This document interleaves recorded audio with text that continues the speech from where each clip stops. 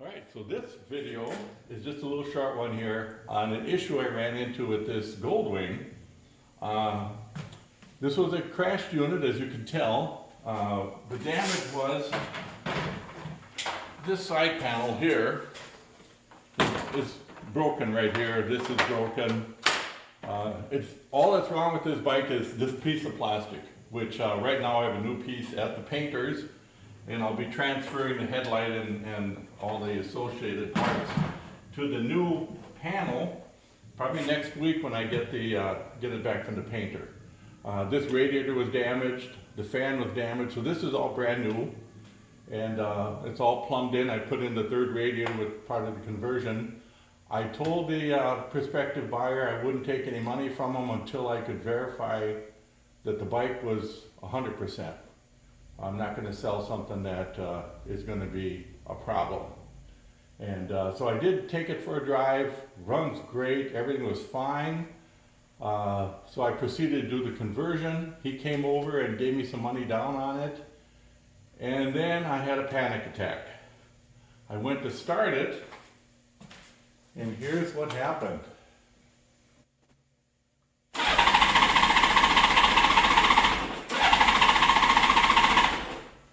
It won't start.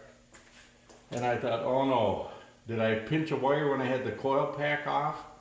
And I checked, pulled the side cover off the engine here, the valve cover, and checked for spark. There's no spark. So I'm thinking, oh, I must have screwed up something here. So now I'm having this idea that if I don't get this thing fixed right, I'm gonna have to give him his money back. Well, after I started going through everything, why did it run so good, and all of a sudden now it doesn't run at all? And kind of going through connectors here. These are all the ABS connectors. That has absolutely nothing to do with this. Those will just get taped over and tucked away. This goes to the headlight motor, which runs the low beams up and down. This goes to the headlight. There's another connector for the headlight. Then I got this mysterious green wire, and I'm thinking, well, where does this go? This has to go somewhere. And so I dug around. I actually spent a couple hours on this thing trying to figure out what did I do wrong here. And I pulled this side cover and I started looking at it, and I see, hey, there's a green connector here that matches that green connector, and it goes to this device here that says up. And it dawned on me instantly. This is the rollover switch. I had always assumed this switch was underneath the seat or underneath the false gas tank, the cowling there, but it's in the right side cover. This is actually the tip over. As soon as I plug this thing in, it starts right up and it runs like a top. In fact, we'll do that right now.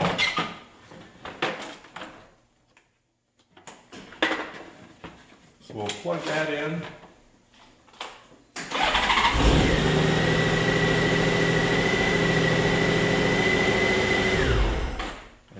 See, it does exactly what it's supposed to do. So if you ever run into an issue where it'll crank and it won't start, and if you ever damage this side cover, that's something you should look into. Just a word to the wise. I learned something new here. You learn something every day. So that fixed it. Everything's 100%, and the panic has subdued quite a bit. So I'll be getting this guy put together next week. I got all the new panels, and I did some other, like the dash that we're painting, that the muffler covers are getting painted. One of the side covers is getting painted. I'm replacing the chrome on the side covers. So doing a lot of stuff to get this bike looking like a brand new motorcycle. And this was just one little speed bump in the whole deal, but I'm glad she's fixed. And we can continue on.